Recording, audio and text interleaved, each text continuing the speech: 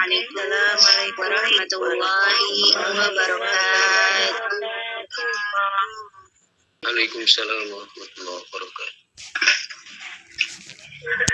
Alhamdulillahirrabbilalamin. Al-Ustadz Abah Abrol Al-Muqaddam sudah hadir di tengah-tengah kita untuk mengiringi beliau menyampaikan ilmu. Mari kita bersolawat kepada Nabi Muhammad SAW. Sallu ala Nabi Muhammad.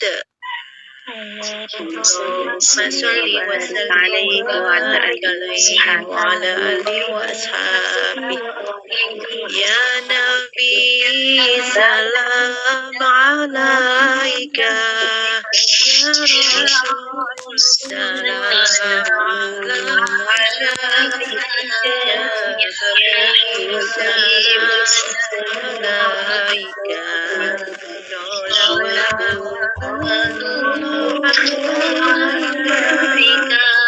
Allahumma salli wa sallim wa barik alaihi wa ala alihi wa ashabihi. Untuk selanjutnya dengan segala hormat kesempatan saya serahkan kepada beliau Al-Ustadz Abah Abror Al-Muqaddam. Tafadhol Al-Ustadz. Assalamualaikum warahmatullahi wabarakatuh. Waalaikumsalam warahmatullahi wabarakatuh.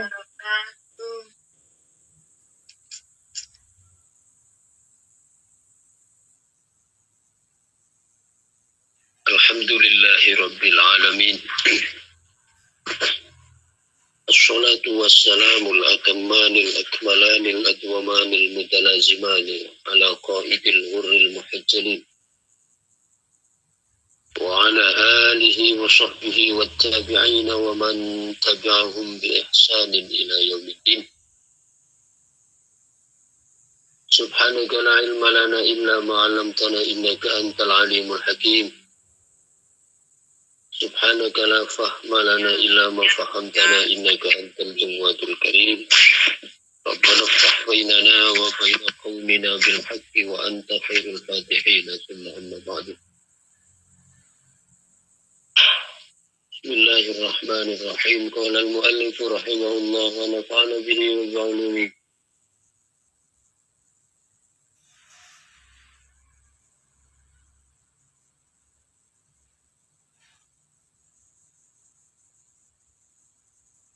Qala radhiyallahu anhu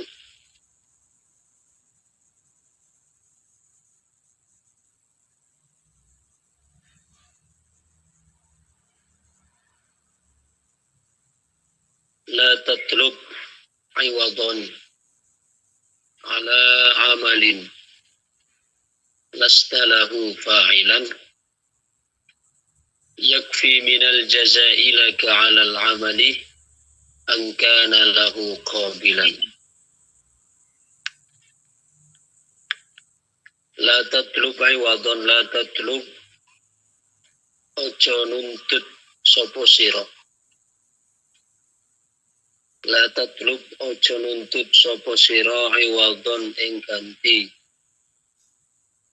Iwadan ing ganti ala amalin ing atase amal. Ala amalin ing atase amal lasta kang ora ono sopo sira. Lasta kang ora ono sopo sira lahu maring amal iku fa'ilan wong kang lakoni. Janganlah kamu menuntut balasan terhadap amal yang engkau bukan pelakunya. Yakfi cukup minal jazai saking balasan laka maring sira alal amali ing atase amal angkana yen to ono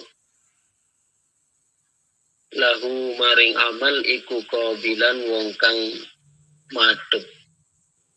Iku qabilan wong kang madhep. Akan tetapi cukuplah sebagai balasan terhadap amal itu engkau dijadikan sebagai orang yang siap untuk mengerjakan amal tersebut. La tatlub aywadan ala amalin lastalahu fa'ilan yakfi minal jazai laka alal amali an kana lahu qabilan. Janganlah kalian mencari ganti atau mencari balasan terhadap perbuatan yang engkau bukan pelakunya. Ahmad Ibn Athaillah dalam hikam yang ke-133 ini ingin mengajak kita semua merenungi, menghayati dari makna ubudiyah, menghayati dan mengamalkan nilai-nilai penghambaan yang murni karena Allah. Jadi beliau mengarahkan kita bagaimana di dalam beramal ini kita tidak hanya berkutat di dalam take and give, bukan hanya berkutat di dalam apa yang saya berikan, apa yang dapat saya terima. Karena prinsip itu adalah prinsip seorang pembisnis. Prinsip demikian adalah prinsip seorang pembisnis. Ya walaupun memang sudah tidak salah kalau ada orang beribadah kemudian masih mengharapkan di dalam ibadahnya itu mengharapkan pahala, memang sudah tidak salah. Memang. Yang salah itu adalah pada saat kita beramal, di dalam amal itu yang diharapkan adalah pujian makhluk. Yang diharapkan adalah penilaian orang. Yang kita harapkan adalah apresiasi dari sesama. Itu yang dicela. Beribadah dengan mengharapkan surga itu sudah tidak salah. Itu sudah masuk dalam kategori ikhlas. Seperti yang kita singgung pada pembahasan awal-awal dulu bahwa ikhlas itu ada berapa? Ada 3. Ada ikhlasul ubbad, ada ikhlasul muhibbin, ada ikhlasul arifin. Ikhlasul ubbad adalah ikhlasnya para hamba, di mana ibadah mereka itu sudah terbebas dari ingin dipuji dari orang, sudah bebas. Cuma di dalam ibadahnya itu yang diharapkan adalah bagaimana mendapatkan surga, bagaimana dijauhkan dari neraka. Jadi sudah lepas ya dari tendensi-tendensi makhluk, sudah lepas dari keinginan-keinginan ingin dipuji, ingin diapresiasi. Sedangkan ikhlasul muhibbin, ikhlasul muhibbin itu adalah keikhlasan para pecinta. Yang mana kalau seorang pecinta itu penghambaannya bukan lagi hitung-hitung surga neraka. Ya. Bukan lagi hitung-hitung apa yang saya dapatkan ini, apa yang saya lakukan nanti supaya dijauhkan dari neraka. Tapi murni ibadah yang mereka lakukan itu adalah merupakan bentuk ya, persembahan kepada sang kekasih. Dan ini tingkat keikhlasan yang tentu lebih tinggi daripada yang pertama, yaitu ikhlasul ubbad. Karena kalau sudah ikhlasul muhibbin itu artinya sudah lepas dari tendensi-tendensi ingin mendapatkan surga, ingin dijauhkan dari neraka. Tapi ibadahnya itu murni sebagai penghambaan atau sebagai persembahan terhadap kekasih.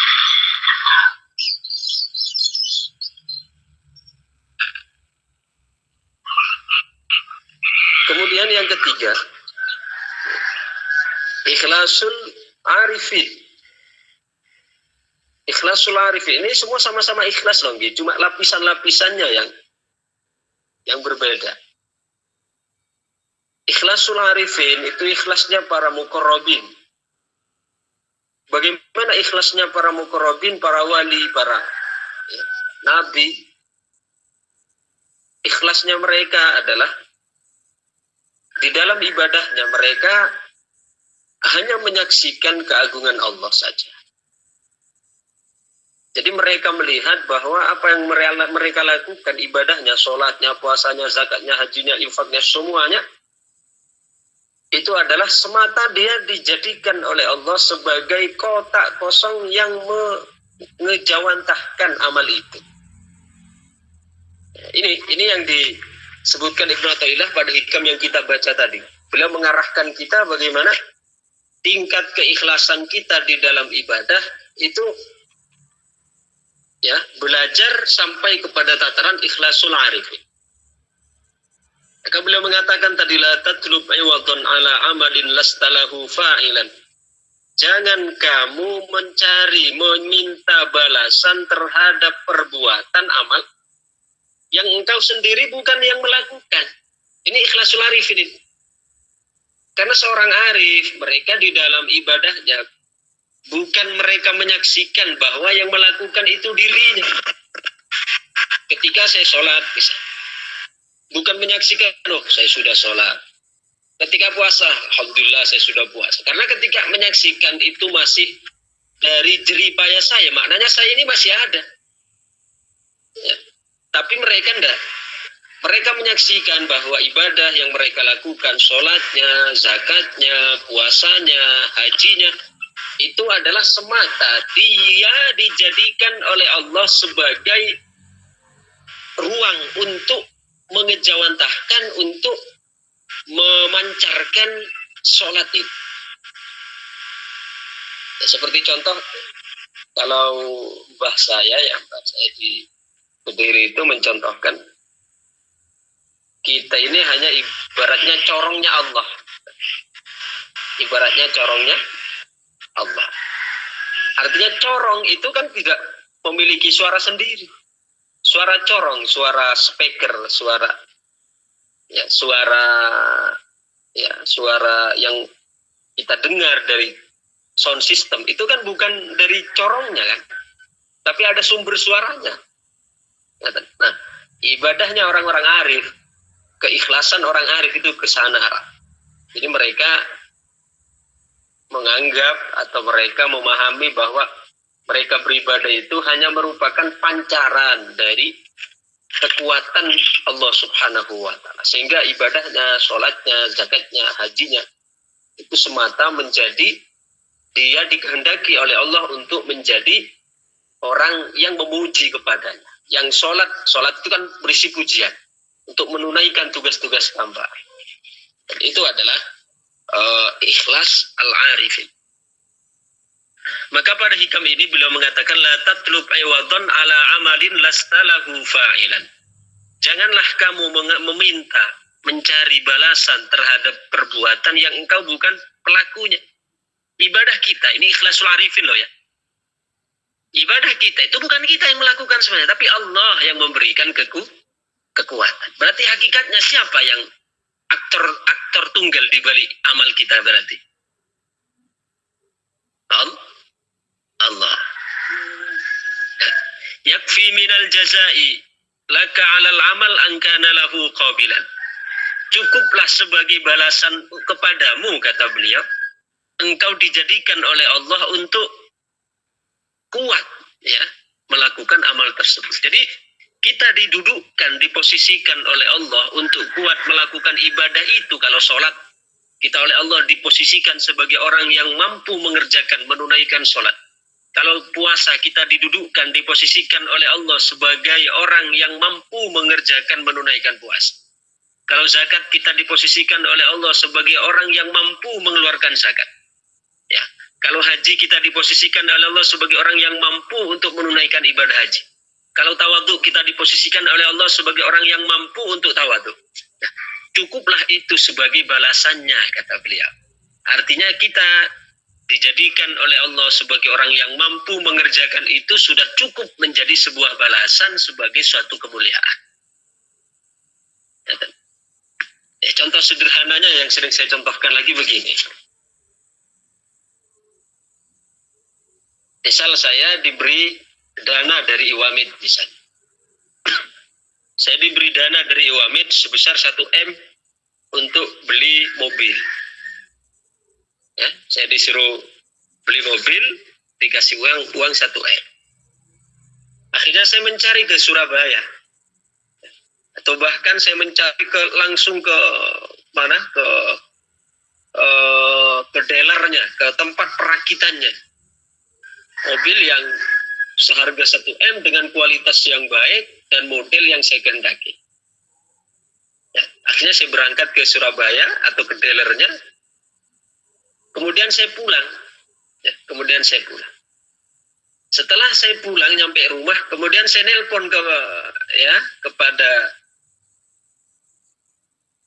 santri-santri di Wamid dan saya mengatakan, mana upah saya yang telah saya capek-capek mencari mobil, membeli mobil ke Surabaya. Kira-kira logis enggak ini? Pertanyaan saya, permintaan saya untuk meminta gaji dari mobil yang telah saya bawa. Pertanyaan saya tadi logis enggak kira-kira? Boten. Enggak logis, Pak. Karena apa? Mobil itu sudah dibelikan dari Wamid uangnya. Salah. Saya sudah mendapatkan kepercayaan untuk membeli mobil saya naiki atas nama saya. Itu sudah suatu kemuliaan yang luar biasa. Nah, ibadah juga begitu. Ibadah, sholat, puasa, zakat, haji dalam kacamata tataran arifin ini loh ya, dalam tataran arifin. Itu ibaratnya mobil tadi. Kita oleh Allah sudah diposisikan sebagai orang yang layak untuk melakukan, karena tidak semua orang, tidak sembarang orang yang kuat untuk melakukan ibadah. Sebagaimana tadi, tidak semua orang dapat membeli mobil mewah, ya kan? Tidak semua orang layak mampu mengerjakan ibadah. Kadang ada orang sehat, tapi tidak ada greget untuk sholat, tidak ada greget untuk puasa, tidak ada greget untuk zakat. Itu maknanya bahwa kekuatan itu Allah yang menggerakkan hatinya. Maka ketika diposisikan sebagai orang yang taat, itu sebenarnya sudah merupakan anugerah besar yang tidak habis-habisnya untuk kita syukuri. Maka di sini beliau menyebutkan, yakfi minal jazai laka alal amali angkana lahu qabilan. Maka cukuplah sebagai balasannya terhadap amal itu engkau oleh Allah diposisikan, dilayakkan, dikuatkan untuk melakukan amal itu. Tapi ini bukan berarti kalau begitu beramal tidak dapat pahala loh, Pak. Enggak, kalau kita berbicara pahala tetap. Cuma ini bentuk adab kita kepada Allah. Bentuk adab kita kepada Allah. Sekali lagi bukan berarti ini kita nanti, kalau ngaji kami ini berarti tidak boleh kita mengharap pahala, tidak boleh. Disesuaikan dengan kadar kita masing-masing. Ikhlasul ubad, mengharapkan pahala. Ikhlasul muhibbin, hanya merupakan persembahan kepada kekasih. Ikhlasul arifin, mereka hanya menyaksikan sebagai bentuk perwujudan dari pengagungan dari perintah Allah Subhanahu wa ta'ala. Jadi yang kita sebutkan tadi ikhlas loh ya. Sudah ikhlas. Orang ibadah mengharapkan pahala. Ya, sudah tidak mengharapkan pujian dari makhluk. Itu sudah ikhlas. Ya, kan? Ya, cuma masih berlapis-lapis. Masih berlapis-lapis. Ibarat kelapa itu sudah sama-sama bagian dalam. Kan masih berlapis-lapis. Ibaratnya ikhlas itu sudah bagian dalam kan. Ada ikhlasul ubad, ikhlasul muhibbin, ikhlasul arifin. Ya. Jadi itu sudah bagian dalam semua. Ibarat kelapa itu sudah ada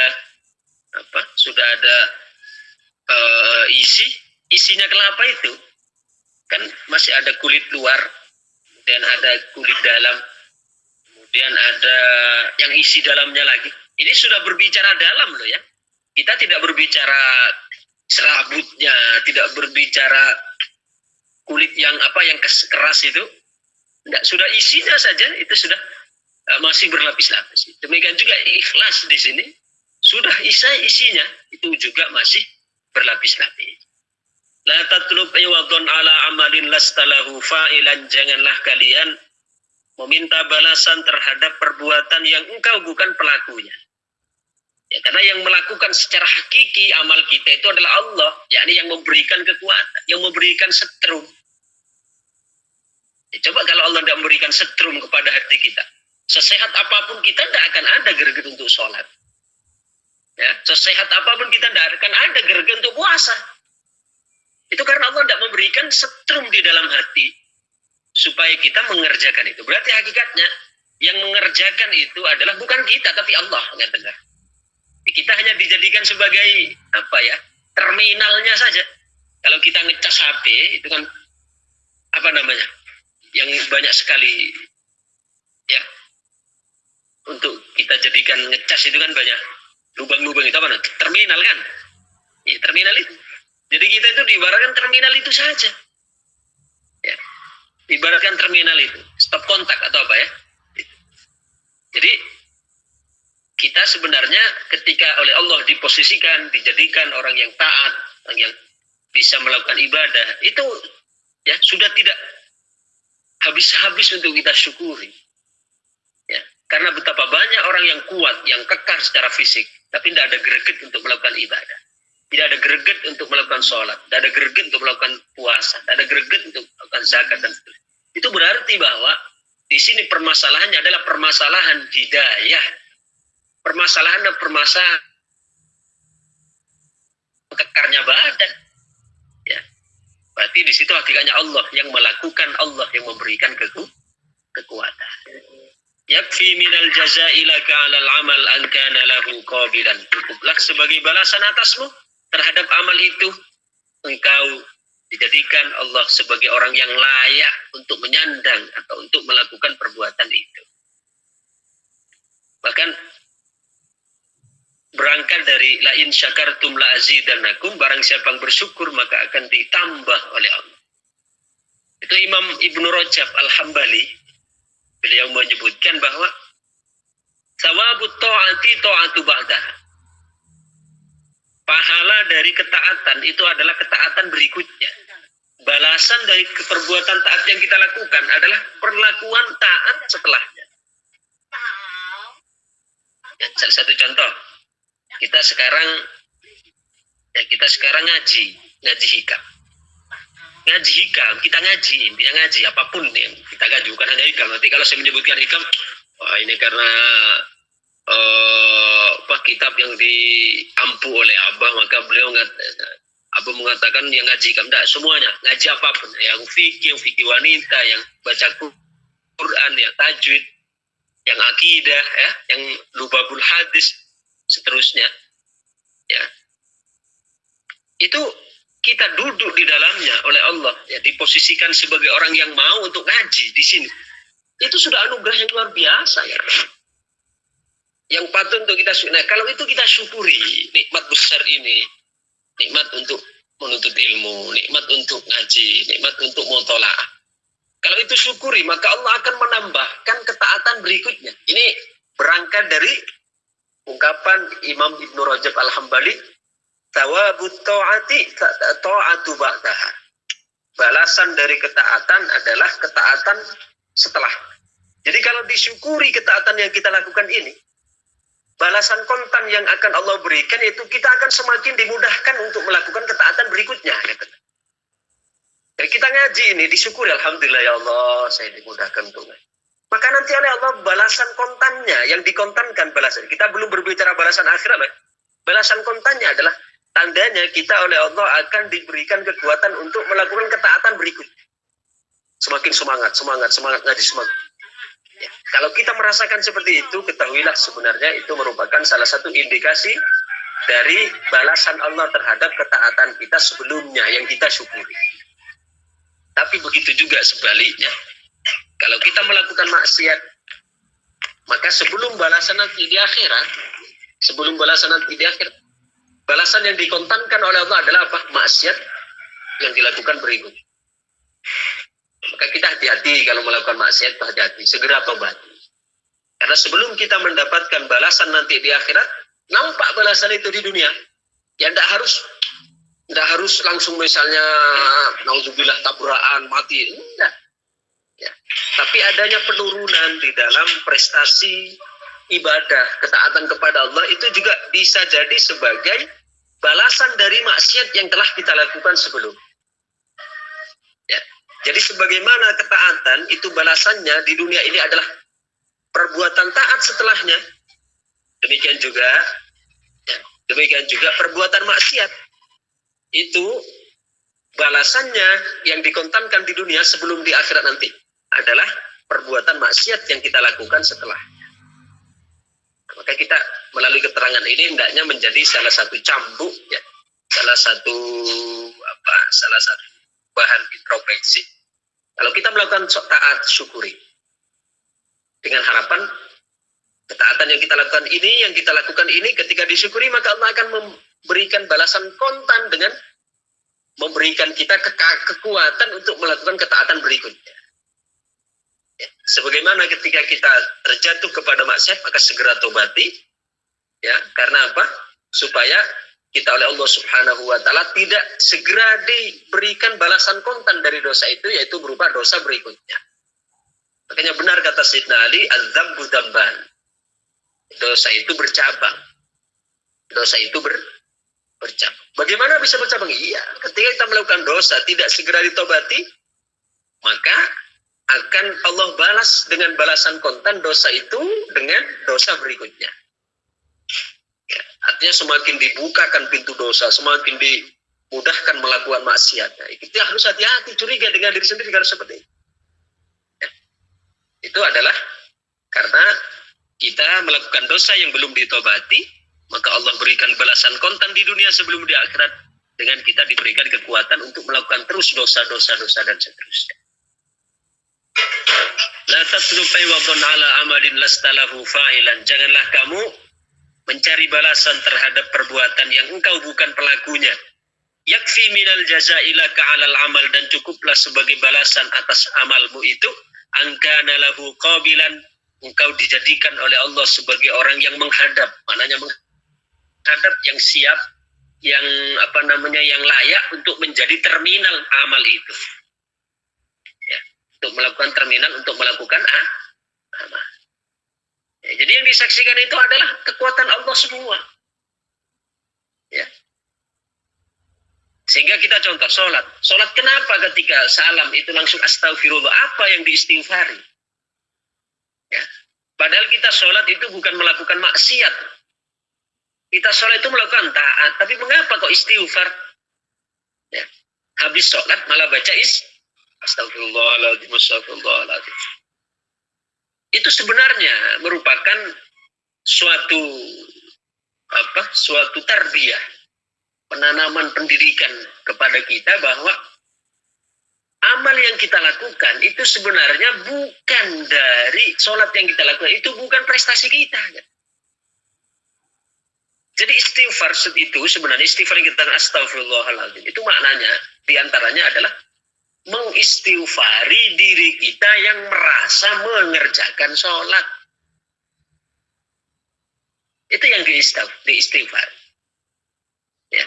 Jadi mengistighfari diri kita yang merasa mendirikan sholat. Sebenarnya kita ini bukan kita, tapi Allah yang memberikan kekuatan, Allah yang memberikan pertolongan, Allah yang memberikan taufik, Allah yang memberikan iradah, Allah. Kita tidak punya apa-apa kekuatannya. Andai Allah tidak memberikan kekuatan kita, apa yang bisa lakukan? Bisa apa kita?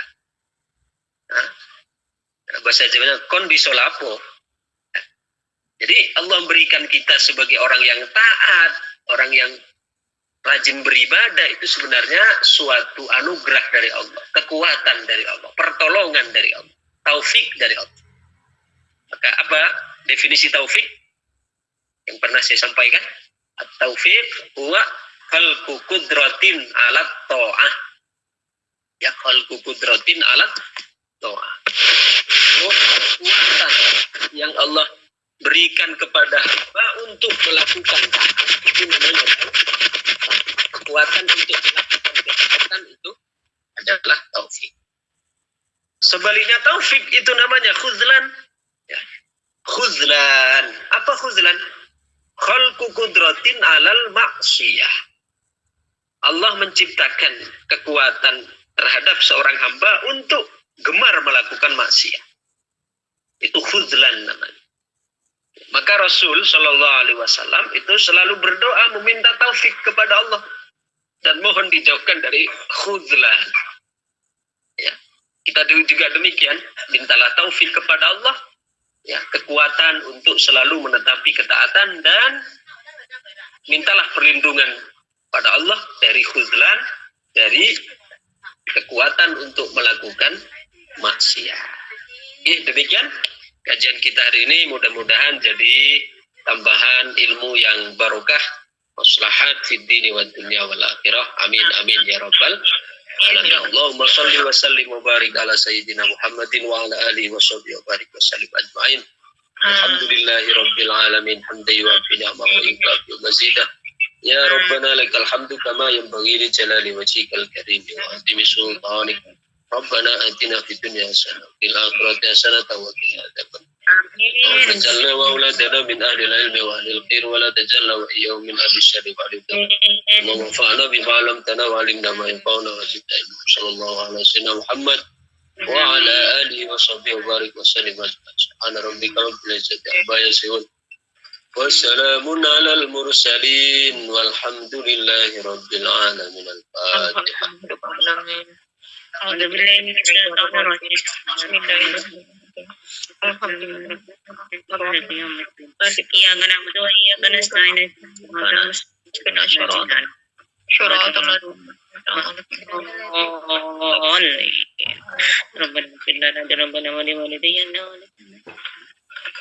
Demikian, assalamualaikum warahmatullahi wabarakatuh.